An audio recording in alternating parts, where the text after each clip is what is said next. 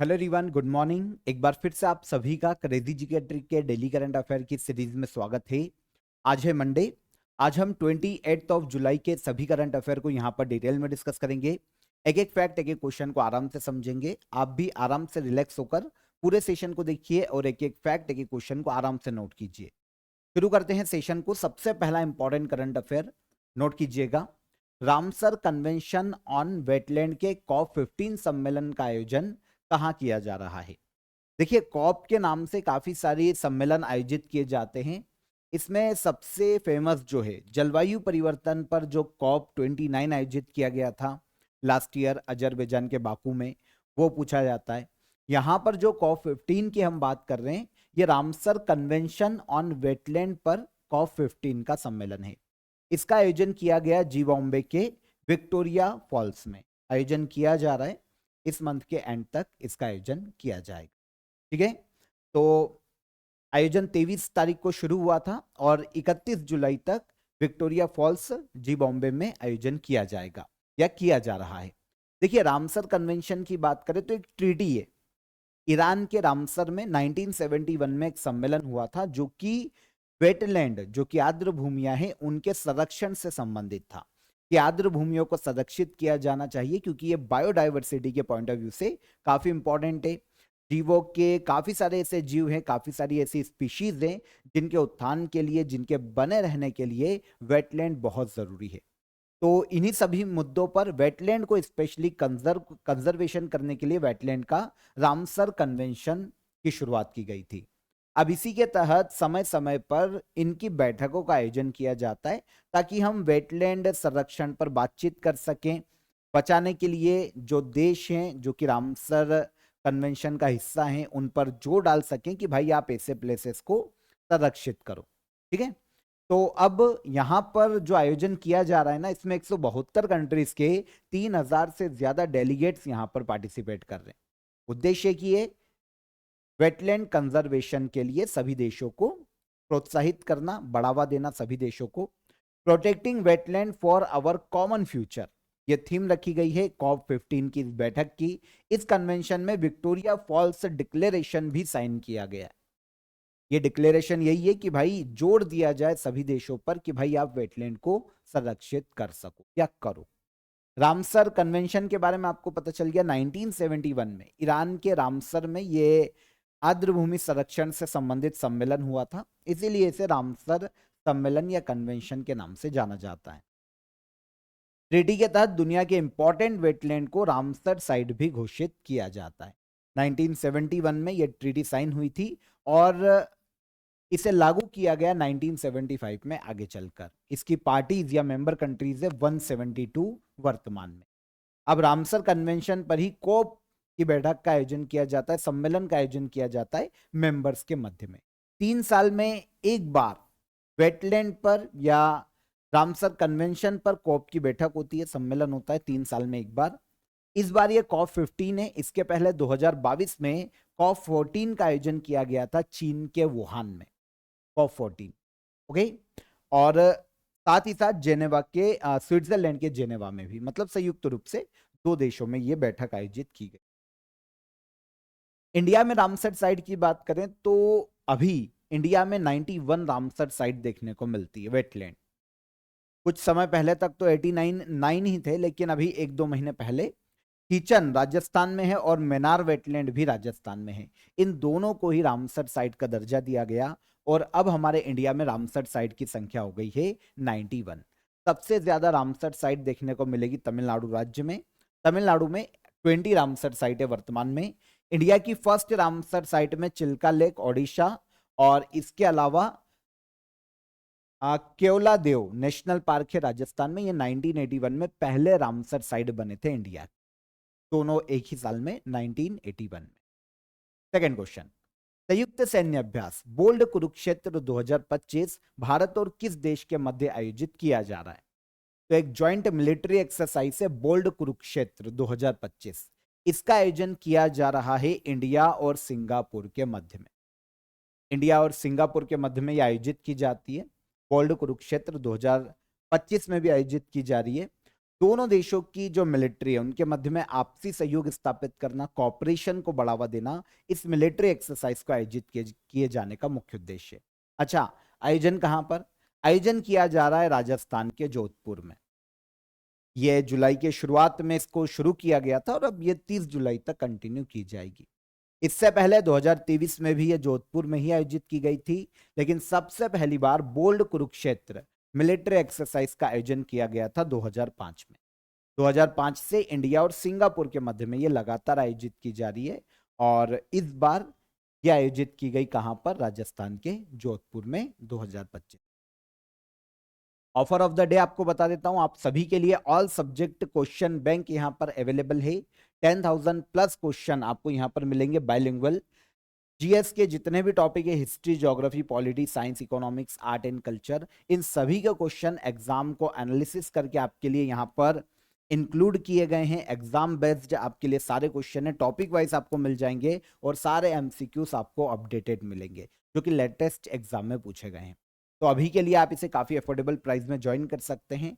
Description में all subject question bank का मैंने आपको लिंक दे दिया है, वहां पर जाकर आप इजीली इसे अवेल कीजिए, अपनी परफॉर्मेंस को चेक कीजिए, इस क्वेश्चन बैंक को पूरा लगा लीजिए।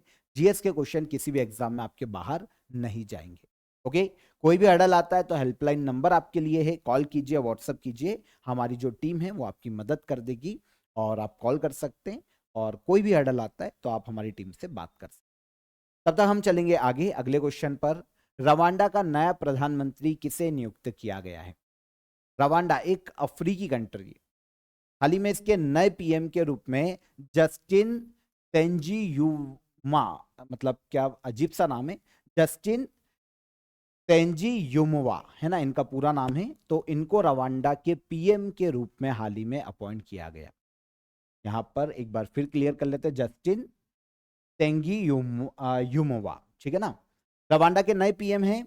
अगर रवांडा के प्रेसिडेंट की बात करें तो पॉल कगामे रवांडा के वर्तमान में प्रेसिडेंट के पद पर हैं और पीएम बने हैं जस्टिन।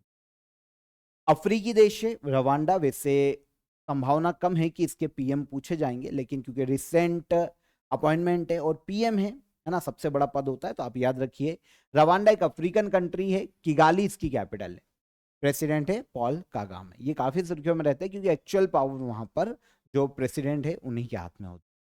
अगर हम बाउंड्री देखें कि रवांडा किस किस से अपनी बाउंड्री शेयर करता है, तो रवांडा अपनी बाउंड्री शेयर करता है युगांडा से। इसके अलावा पूर्व में आते हैं तो तंजानिया, दक्षिण में आते हैं तो बुरुंडी और पश्चिम में आते हैं तो democratic Republic of the Congo. तो ये 4 देश ऐसे हैं जो कि रवांडा से अपनी बाउंड्री शेयर करते हैं। अफ्रीकी देश रवांडा की कैपिटल है किगाली। आगे चलें। भारत ने अपनी पहली हाइड्रोजन संचालित ट्रेन कोच का सफल परीक्षण कहां किया? इंडिया का पहला हाइड्रोजन संचालित या हाइड्रोजन पावर्ड ट्रेन कोच का सफल परीक्षण किया गया तमिलनाडु के चेन्नई में। तमिलनाडु के चेन्नई में एक फैक्ट्री है जो कि रेलवे कोच का निर्माण करती है, इंटीग्रल कोच फैक्ट्री। इसी के द्वारा इस हाइड्रोजन पावर्ड ट्रेन कोच का निर्माण किया गया है और इसका सक्सेसफुली ट्रायल भी चेन्नई में ही किया गया। आपको पता है अभी तक पूरी दुनिया का सबसे powerful hydrogen power train coach यही है जिसका परीक्षण किया गया, यही माना जा रहा है।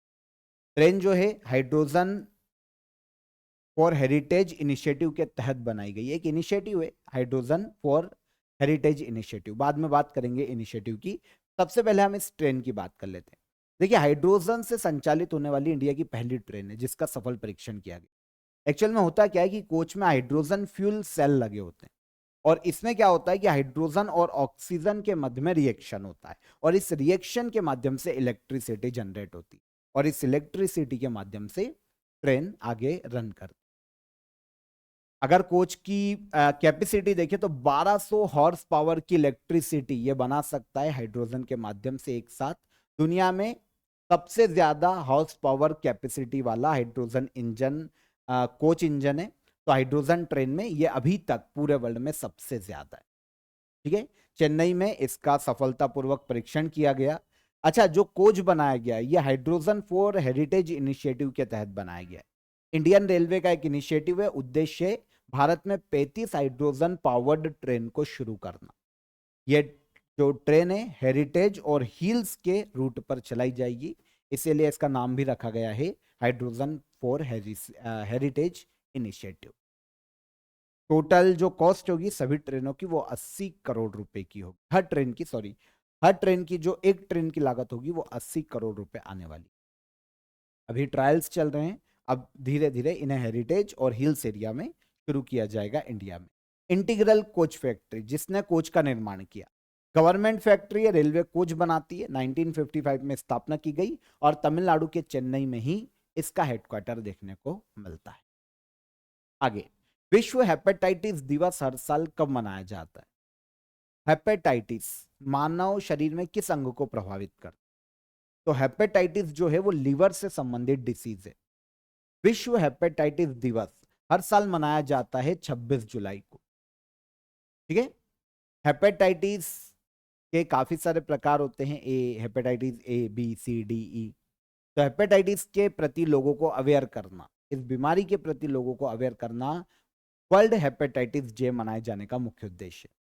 यहां पर देखिए 26 जुलाई का डे इसलिए चुना गया है क्योंकि पर्च ब्लूमबर्ग एक साइंटिस्ट रहे, इनकी एनिवर्सरी के रूप में इनकी याद में 26 जुलाई को चुना गया वर्ल्ड हेपेटाइटिस डे को। अगर हम ब्लूमबर्ग की बात करें ना, तो इन्होंने ही हेपेटाइटिस बी वायरस की खोज की थी और इसकी वैक्सीन को भी खोजा था। तो इसीलिए इन्हें नोबेल प्राइज दिया जा चुका है मेडिसिन का 1976 में, और इन्हीं के सम्मान में WHO के द्वारा 2010 में ऑफिशियली अनाउंस किया गया वर्ल्ड हेपेटाइटिस डे 26 जुलाई को। 2025 में hepatitis let's break it down world hepatitis day की थीम है। कब? 26 जुलाई। ठीक है, यहां पर लीवर से संबंधित डिसीज है, ये तो हमने देख लिया। अगर हम जुलाई के अदर डे की बात करें जो कि इंपॉर्टेंट है, पूछे जा सकते हैं, तो 1 जुलाई को हमने पढ़ा था नेशनल डॉक्टर्स डे, 1 जुलाई को मनाया जाता है। इसके अलावा goods and services tax day भी 1 जुलाई को मनाया जाता है। 10 जुलाई को ग्लोबल एनर्जी इंडिपेंडेंस डे मनाया जाता है। 11 जुलाई को वर्ल्ड पॉपुलेशन डे। 17 जुलाई को world day for international justice मनाया जाता है। 18 जुलाई को नेल्सन मंडेला इंटरनेशनल डे के रूप में सेलिब्रेट किया जाता है। इसके बाद 20 जुलाई को इंटरनेशनल चेस डे और मून डे मनाया जाता है। 22 जुलाई को नेशनल फ्लैग डे मनाया जाता है इंडिया में, और 26 जुलाई को कारगिल विजय दिवस इंडिया में मनाया जाता है। वैसे 26 जुलाई को वर्ल्ड हेपेटाइटिस डे के अलावा international day for the conservation of the मैग्रो ecosystem भी मनाया जाता है। जो मैग्रो वनस्पति इकोसिस्टम है समुद्री क्षेत्र में, उनके संरक्षण के लिए, उसके लिए अवेयरनेस फैलाने के लिए, protecting wetland for our future 2025 में इस डे की थीम है। तो वर्ल्ड हेपेटाइटिस डे भी और ये डे भी 26 जुलाई को मनाया जाता है। आगे आइए, हिरॉन इनिशिएटिव कहाँ शुरू की गई है? हिरॉन इनिशिएटिव को शुरू करने का श्रेय दिया जाता है तमिलनाडु सरकार को। तमिलनाडु ने इसे शुरू किया है, हिरॉन इनिशिएटिव। अच्छा, इनिशिएटिव क्या है? देखिए, तमिलनाडु में वहां पर जो स्टूडेंट है, स्पेशली स्टूडेंट या एजुकेशन के सेक्टर में इस स्कीम को शुरू किया गया। तमिलनाडु स्कूल एजुकेशन डिपार्टमेंट ने इसे शुरू किया है। क्लास 6 से लेकर 9 तक के जो स्टूडेंट है उन्हें रीडिंग, राइटिंग और मैथ्स में बेहतर बनाना।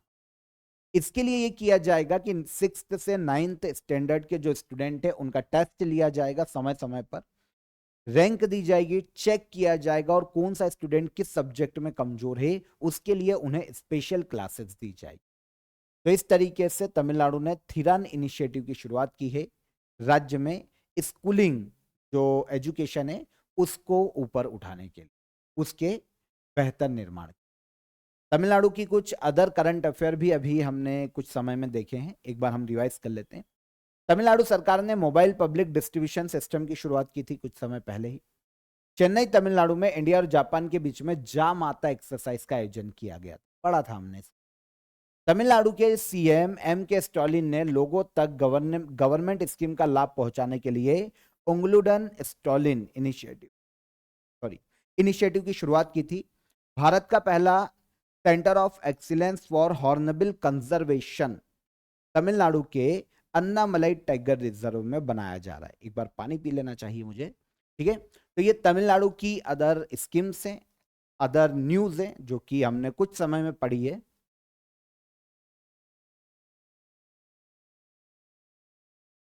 तो इन सभी को याद रखना, पूछे जा सकते हैं। वैसे तो करंट अफेयर में ये सारी की सारी हमको मिली है। भारत का पहला जो centre of excellence for hornbill conservation है, इसको स्पेशली याद रखना, तमिलनाडु में इसे बनाया जा रहा है। अन्नामलई टाइगर रिजर्व कहां पर है? तमिलनाडु में। कृषि समृद्धि योजना किस राज्य में किसानों के सशक्तिकरण के लिए शुरू की गई? कृषि समृद्धि योजना, इसे शुरू किया है महाराष्ट्र गवर्नमेंट ने ऑल ओवर एग्रीकल्चर के विकास के लिए, एग्रीकल्चर सेक्टर के डेवलपमेंट के लिए कृषि समृद्धि योजना को महाराष्ट्र सरकार ने हाल ही में लॉन्च किया। देखिए, राज्य में जितने भी किसान हैं, है ना, अगले 5 साल के लिए जो ये इनिशिएटिव है, इसके लिए अगले 5 साल के लिए हर साल 5,000 करोड़ रुपए स्टेट गवर्नमेंट इन्वेस्ट करेगी महाराष्ट्र की। मतलब 5 साल में ऑल ओवर कितने हो गए? 25,000 करोड़ रुपए इन्वेस्ट किए जाएंगे। राज्य में जितने भी फार्मर हैं उन्हें ऑर्गेनिक फार्मिंग की ओर बढ़ावा देना, ऑर्गेनिक फार्मिंग को वो अपनाए, इसके लिए उन्हें अप्रिशिएट करना, इसके लिए उन्हें प्रोत्साहित करना, और फार्मर्स को सब्सिडीज और इंसेंटिव भी दिए जाएंगे जो कि ऑर्गेनिक फार्मिंग को करेंगे। ओके, ऑर्गेनिक फार्मिंग जिसमें किसी प्रकार का जो कीटनाशक है ना, अदर जो केमिकल है, उनका यूज नहीं किया जाता। तो ऑर्गेनिक फार्मिंग को बढ़ावा देना इस इनिशिएटिव का स्पेशली मुख्य उद्देश्य है।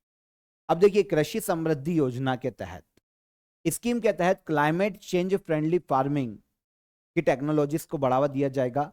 किसान को इन टेक्नोलॉजीज को अडॉप्ट करने के लिए सब्सिडी दी जाएगी।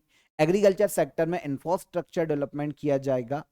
जो इनपुट कॉस्ट है प्रोडक्ट की, उसको कम करने में कम करके प्रोडक्टिविटी को बढ़ाने में मदद की जाएगी किसानों की। और ऑल ओवर अगर हम देखें तो एग्रीकल्चर सेक्टर में जो किसान हैं उनके लिए ये स्कीम है ना। तो टोटल 25,000 करोड़ रुपए 5 साल में इन्वेस्ट किए जाएंगे इस स्कीम पर। कृषि समृद्धि योजना महाराष्ट्र गवर्नमेंट की योजना है। तो ठीक है, यहां पर ये समझ में आ गया। आगे आ जाते हैं। 8वीं राष्ट्रीय सुरक्षा रणनीतियां सम्मेलन 2025 का आयोजन कहां किया गया? 8th national security strategies conference 2025 आयोजन किया गया नई दिल्ली में। डिफेंस से संबंधित रणनीतियां, जो हमारी सिक्योरिटी स्ट्रेटेजीज है, उन पर डिस्कस करना, उन पर बातचीत करना, इसके लिए 8th national security strategies conference 2025 का इनॉग्रेशन अभी होम मिनिस्टर अमित शाह ने किया। 25 से 26 जुलाई को इसका आयोजन किया गया। 2 दिवसीय कॉन्फ्रेंस थी। मिनिस्ट्री ऑफ होम अफेयर्स के द्वारा इस कॉन्फ्रेंस को कराया गया। 800 से ज्यादा जो हमारे ऑफिसर्स हैं, अलग अलग सिक्योरिटी एजेंसी से जुड़े हुए, अलग अलग अर्धसैनिक बलों से जुड़े हुए, उन्होंने यहाँ पर पार्टिसिपेट किया। इस बार ये 8th एडिशन है। सबसे पहली बार इसकी शुरुआत 2021 में की गई थी हाइब्रिड मॉडल पर। यह हाइब्रिड मॉडल पर ही आयोजित किया जाता है ताकि अधिक से अधिक जो ऑफिसर्स हैं, जो सिक्योरिटी के क्षेत्र में काम करते हैं इंडिया में ऑफिसर, वो यहाँ पर जुड़ सके, वो कहीं भी बैठे। तो पर्पस क्या है? नेशनल सिक्योरिटी को बढ़ावा देना, नेशनल सिक्योरिटी पर चर्चा करना। जो लॉ इन्फोर्समेंट एजेंसीज है उनके बीच में इंडिया में कॉपरेशन को बढ़ावा देना, चाहे वो सीबीआई हो, अदर कोई भी एजेंसीज जो ऐसा काम करती हो, उन सभी के मध्य में कॉपरेशन बढ़े ताकि किसी प्रकार की जो नेशनल सिक्योरिटी थ्रेट है उससे निपटा जा सके। तो काफी सारे मुद्दों पर यहाँ पर चर्चा की गई, जैसे नारकोटिक्स ट्रेड, जो टेरर फाइनेंसिंग होती है या जो टेररिस्ट को फाइनेंस दिया जाता है कहीं से भी आता है, उस पर बातचीत की गई। सिविल एविएशन और पोर्ट सिक्योरिटी पर बातचीत की गई और काफी सारी चीजों पर यहाँ पर बातचीत की। तो सम्मेलन या कॉन्फ्रेंस का आयोजन 8th national security strategies conference से आयोजन कहां पर आयोजन किया गया? नई दिल्ली में। वैज्ञानिकों के द्वारा पहली बार ग्रहों के निर्माण का सबसे प्रारंभिक चरण किस तारे के चारों ओर देखा गया? रिसेंटली साइंटिस्टों के एक दल ने पहली बार सौर मंडल के बाहर एक ग्रह के निर्माण की प्रोसीजर का जो प्राइमरी स्टेज थी उसको नोट किया है एक तारे के इर्द गिर्द, और इस तारे का नाम है हॉब्स 315। हॉब्स 315 एक तारा है, जैसे हमारे सौरमंडल में सूरज है, वैसे पृथ्वी से ऑलमोस्ट 1300 लाइट ईयर दूर एक और तारा है जिसको पहले डिटेक्ट किया गया था, हॉब्स 315, है ना, जो जैसे हमारी पृथ्वी का एक सन होता है, तारा है, वैसे ये एक तारा है जो कि हमारे सौरमंडल के बाहर है। अभी साइंटिस्टों के एक दल ने, ठीक है ना, एक इंटरनेशनल साइंटिस्टों की टीम ने इसके इर्द गिर्द एक तारे के निर्माण की एक ग्रह के निर्माण की प्रोसीजर को देखा है। हालांकि वो अपने इनिशियल स्टेज पर है, प्रारंभिक स्टेज पर है, लेकिन यहीं से उस ग्रह के निर्माण की प्रोसेस शुरू होगी। अब ये मत पूछना कि सर ग्रह का निर्माण कितने दिन में हो जाएगा, करोड़ों वर्ष की प्रोसीजर है ना। मतलब हम तो उसका प्रारंभिक चरण देख रहे हैं, अभी तो बहुत सी चीजें रहेगी और फिर आगे जाकर करोड़ों वर्ष बाद, लाखों वर्ष बाद हो सकता है उस ग्रह का निर्माण। तो इस टीम ने क्या किया, जो इंटरनेशनल साइंटिस्ट की टीम थी, इन्होंने ऑब्जर्वेशन के लिए जेम्स वेब स्पेस टेलीस्कोप और अल्मा रेडियो टेलीस्कोप, इन दोनों का यूज किया और हॉब्स 315 इसके इर्द गिर्द, इसके इस तारे के इर्द गिर्द एक ग्रह के निर्माण की प्रोसीजर को देखा। जो ग्रह बन रहा है ना इसके चारों ओर, वो सिलिकॉन मोनोऑक्साइड को उन्होंने ऑब्जर्व किया तारे के आसपास, जो उसका सौरमंडल होगा उसमें, और सिलिकॉन मोनोऑक्साइड उसमें गैस और सॉलिड दोनों फॉर्म में देखने को मिल रहा है। धीरे धीरे ये जो सिलिकॉन मोनोऑक्साइड है वो क्रिस्टल फॉर्म में डेवलप होगा और धीरे धीरे ये एक प्लेनेट का रूप बनेगा, ठीक है ना। क्योंकि देखिए जो सिलिकॉन मोनोऑक्साइड है स्पेस की डस्ट में पाई जाती है नॉर्मली, और इसी डस्ट से मिलकर किसी प्लेनेट का निर्माण होता है। तो इन फ्यूचर इस सिलिकॉन मोनोऑक्साइड से धीरे धीरे जब ये क्रिस्टल फॉर्म में बनेंगे तो एक ग्रह का प्रॉपर निर्माण, पर प्रोसीजर लंबी है। किस ग्रह के, किस तारे के चारों ओर साइंटिस्टों ने इस प्रोसीजर को खोजा है, तो ये है हॉब्स 315, अर्थ से 1300 लाइट ईयर दूर एक तारा है, दूसरे सौरमंडल। झारखंड राज्य पर्यटन का ब्रांड एम्बेसडर किसे बनाया गया है? झारखंड राज्य पर्यटन का ब्रांड एम्बेसडर बनाया गया महेंद्र सिंह धोनी को। एक्स क्रिकेटर हैं इंडिया के महेंद्र सिंह धोनी, है ना। तो झारखंड के ही रहने वाले हैं, धोनी भी झारखंड के रांची के रहने वाले हैं, इसीलिए झारखंड स्टेट टूरिज्म का ब्रांड एम्बेसडर भी महेंद्र सिंह धोनी को ही बनाया गया। ये प्रमोट करेंगे झारखंड टूरिज्म को, तो ब्रांड एम्बेसडर हैं, अगले 4 साल के लिए इनकी नियुक्ति की गई है। रिसेंटली जो ब्रांड एम्बेसडर 2025 में हमको देखने को मिले, इंडिया गोल्फ प्राइमरी लीग या प्राइमर लीग, इसके brand ambassador Yuvraj Singh. Puma India की ब्रांड एम्बेसडर है PV Sindhu. State forest department and wild life conservation Karnataka में, इसके ब्रांड एम्बेसडर है अनिल कुंबले। और नीरज चोपड़ा की बात करें तो ये ऑडी इंडिया के ब्रांड एम्बेसडर। तो यहां पर 28 जुलाई के हमारे सभी करंट अफेयर हो जाते हैं, डिटेल में हमने डिस्कस किए। अब exam booster, okay, books and author की यहां पर हम बात करेंगे, 5 बुक्स और उसके ऑथर को यहां पर हम पढ़ेंगे। एक बुक है the one, cricket my life and more, जो हमारे क्रिकेटर हैं शिखर धवन, इनकी autobiography. The great conciliator Lal Bahadur Shastri and the transformation of India, इस बुक को लिखा है संजीव चोपड़ा ने। फिर ready, relevant and resurgent blueprint for India's military, general Vipin Chauhan के द्वारा इस बुक को लिखा गया, सॉरी अनिल चौहान के द्वारा इस बुक को लिखा गया। Indian Renaissance the Modi decade, इस बुक को लिखा है डॉक्टर ऐश्वर्या पंडित ने। और how India scaled mount G20 the inside story of the G20 presidency, इस बुक को लिखने का श्रेय दिया जाता है अमिताभ कांत को। 2025 में ये सारी बुक्स रिलीज हुई है, सुर्खियों में काफी रही है, तो आप इनको याद रखिएगा। अब हम चलते हैं लास्ट डे के करंट अफेयर के रिवीजन पर। ईडई का नया अध्यक्ष किसे नियुक्त किया गया? ईडई के नए अध्यक्ष बने हैं अजय सेठ। हाल ही में थाईलैंड और कंबोडिया के बीच किस मंदिर को लेकर युद्ध जैसी स्थिति बनी हुई है? तो यह है प्री विहार टेम्पल। प्रधानमंत्री मोदी को किस देश द्वारा उनके 60वें स्वतंत्रता दिवस के मुख्य अतिथि के रूप में आमंत्रित किया गया? तो यह है कहां पर? मालदीव। मबेओ के 2025 के मिड ईयर सेफ्टी इंडेक्स में विश्व का सबसे सेफ कंट्री कौन सी है? यूएई। गोरबिया सौर ऊर्जा परियोजना का उद्घाटन किस राज्य में किया गया? तो इसका उद्घाटन किया गया राजस्थान में। कारगिल विजय दिवस हर साल कब मनाया जाता है? ये मनाया जाता है 26 जुलाई। लोकसभा में राष्ट्रीय खेल शासन विधेयक किसके द्वारा पेश किया गया? इसे पेश किया गया है मनसुख मांडविया के द्वारा। किस देश के द्वारा फिलिस्तीन राज्य को आधिकारिक मान्यता दी जाएगी? तो ये है फ्रांस। अमादेर पारा अमादेर समाधान योजना किस राज्य में शुरू की गई? तो ये योजना है वेस्ट बंगाल की। और मेरीटाइम फाइनेंसिंग समिट 2025 का आयोजन कहाँ किया गया? तो ये आयोजन किया गया नई दिल्ली। डन। तो ये सारे करंट अफेयर हो गए हमारे, कल के सेशन के रिवाइज हो गए लास्ट डे के। अब क्वेश्चन ऑफ द डे का आंसर ले लेते हैं। यूनाइटेड नेशन सिक्योरिटी काउंसिल में कितने अस्थायी मेंबर है? तो ये 10 है और 5 है परमानेंट मेंबर। रक्तचाप मापने वाले यंत्र का क्या नाम होता है? तो ये है स्फिग्मोमेनोमीटर।